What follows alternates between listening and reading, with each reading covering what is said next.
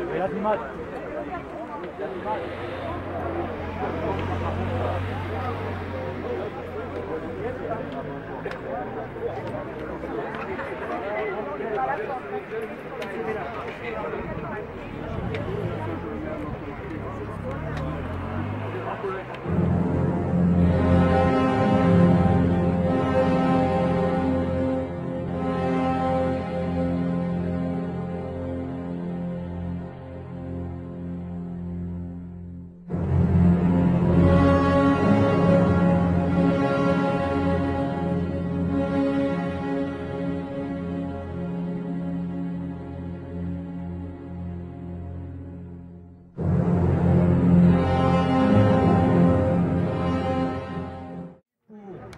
Rendre hommage au général Raoul Salan, qui, en août 1944, il y a juste 73 ans, à la tête de son régiment, le 6e tirailleur sénégalais, participa activement et glorieusement à la libération de la ville de Toulon.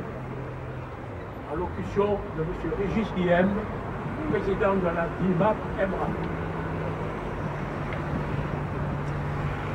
Mesdames, Messieurs, merci de votre présence. Nous voici tous réunis sur ce carrefour qui porte le nom du libérateur de la ville de Toulon. C'est à l'initiative de Daniel Légrel, adjoint aux anciens combattants, que M. le Chevalier, ex-maire de la ville, dédia ce carrefour au général Raoul Salan.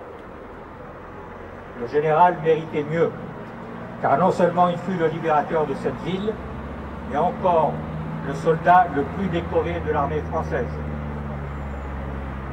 La désignation initiale de ce carrefour était carrefour du général Raoul Salan, libérateur de Toulon le 27 août 1944, à la tête du 6e régiment de tirailleurs sénégalais. Comme d'habitude, les détracteurs se sont déchaînés, l'occasion était trop bonne. Convaincre M. Falco, le maire actuel, de dégrader le libérateur même de sa propre ville ne fut sans doute pas difficile. Le courage a aussi ses détracteurs. Le général redevint donc colonel dans ce carrefour. Tant de petitesse et tant de mesquinerie, voilà où en arrive la mauvaise foi, quand elle ignore la reconnaissance historique, le patriotisme et la simple décence. Ce n'est évidemment pas en quelques instants qu'on peut résumer la carrière prestigieuse du dernier grand général de l'Empire français. Il n'a que 23 ans quand il est fait chevalier de la Légion d'honneur. Puis ce sont ces citations qui vont jalonner un parcours d'exception, 35 décorations françaises, 4 étrangères. Il est nommé caporal-chef d'honneur de la Légion étrangère. Nous commémorons aujourd'hui la libération de Toulon par celui qui était alors le colonel Salan. C'est évidemment pour nous, les gardiens vigilants de la mémoire, l'occasion d'associer la gloire du colonel à l'héroïsme du général. Puisque ces minables, qui n'auraient pas été dignes de lui attacher ses lacets, ne trouvent de gloire, eux, qu'à flétrir celui qui affronta ici à Toulon avec ses soldats l'occupant nazi et qui l'emporta. À la tête de son régiment, il reçoit l'ordre du général Magnan de foncer sur Toulon. Il remplit sa mission 6 jours. Le 26 août, il parvient aux abords de la ville. C'est son unité qui perd le plus d'hommes. 587 tués depuis le 18 août, dont 107 dans le seul coup de main victorieux sur Toulon. Au défilé de la victoire au cœur de la ville, c'est le colonel Salan qui marche en tête de son régiment. Pendant 3 ans, il porte ses 5 galons de colonel. Dès 45 ans, et pour 15 années de légende, il portera ses étoiles de général avec ses 2 prestigieux et dramatiques commandements, commandant en chef en Indochine 1953, commandant en chef en Algérie 1957-1958. Ce que tout le monde sait de cet homme, c'est qu'il n'était pas né pour lui-même, mais pour servir. Parce que si l'homme déteste la mort dans les heures calmes de sa vie, il l'accepte naturellement dans la lutte. C'est à Alger, en avril 1961, avec des héros de sa race, qu'il s'engage pour la décision la plus grande de sa vie. Ce n'est pas pour rien que celui qui lui succédera, après son arrestation le vendredi saint 1962, sera le président Bidault, celui qui avait déjà succédé à Jean Moulin en 1943. La parole d'un soldat, la parole d'un homme, consiste à ne pas tricher, à ne pas frauder, à ne pas mentir. À plus forte raison aux siens. Le général Salan a été le protecteur des siens, en même temps qu'il fut celui qui affronta le menteur machiavélique dont je me garderai de désigner. En mars 1962, après l'infâme signature d'Évian, le général Salan lance un appel à ses troupes. Le drapeau, portez drapeau.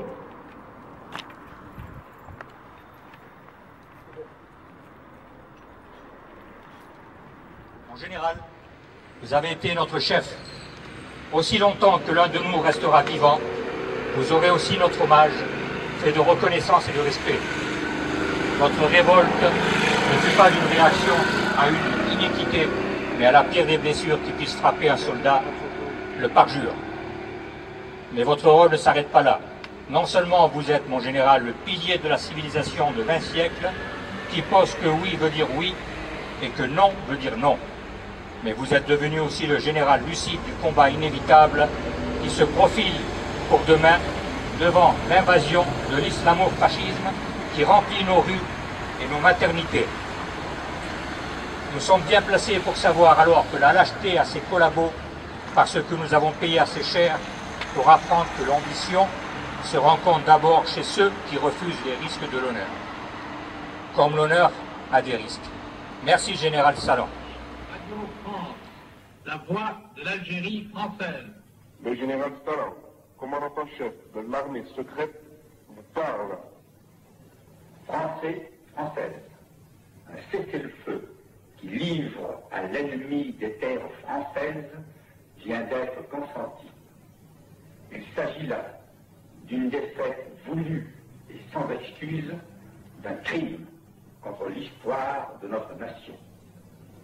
Il s'agit là d'un méprisable marché offert à l'ambition d'un homme qui dispose contre tous les droits du sol de notre patrie. Car aujourd'hui, c'est bien un homme qui trahit nos lois, notre constitution, nos intérêts et l'honneur de nos traditions. Que cela soit dit, ce cessez-le-feu est une défaite. Tout nous interdit de l'accepter et c'est au nom de la France que nous le refusons. Je donne l'ordre à nos combattants de harceler toutes les positions ennemies dans les grandes villes d'Algérie. Je donne l'ordre à nos camarades des forces armées, musulmans et européens, de nous rejoindre dans l'intérieur de ce pays qui leur appartiendra de rendre immédiatement à la seule souveraineté légitime, celle de la France.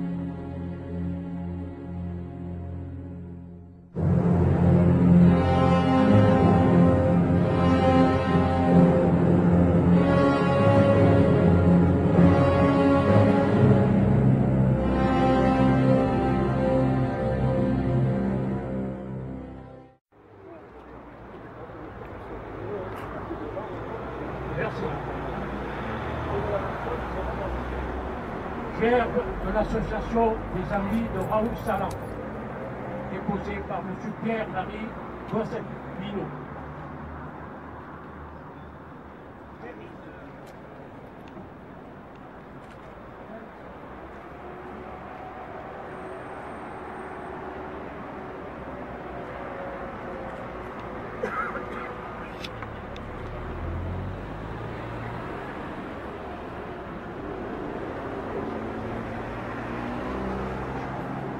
Cher du Rassemblement national des Français et amis de l'Algérie, déposé par M. Jean-Paul Sel.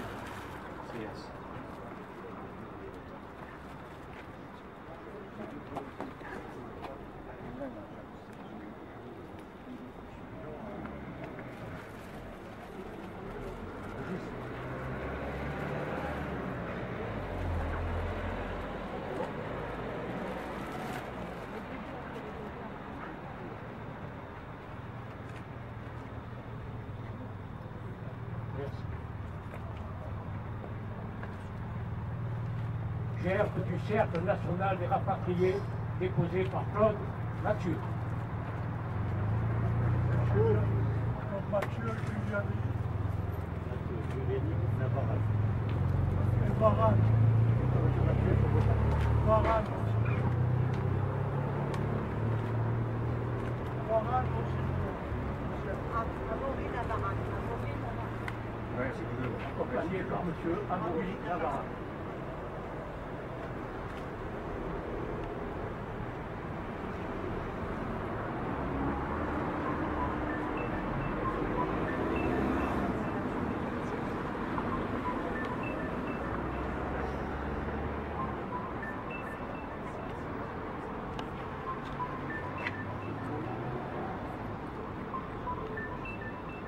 Gerbe du Cercle national des combattants, déposé par M. Francis Génébert.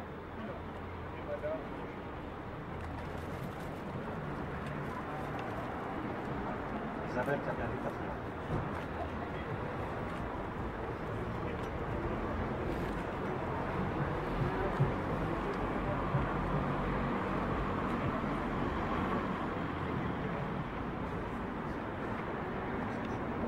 Merci. Au revoir.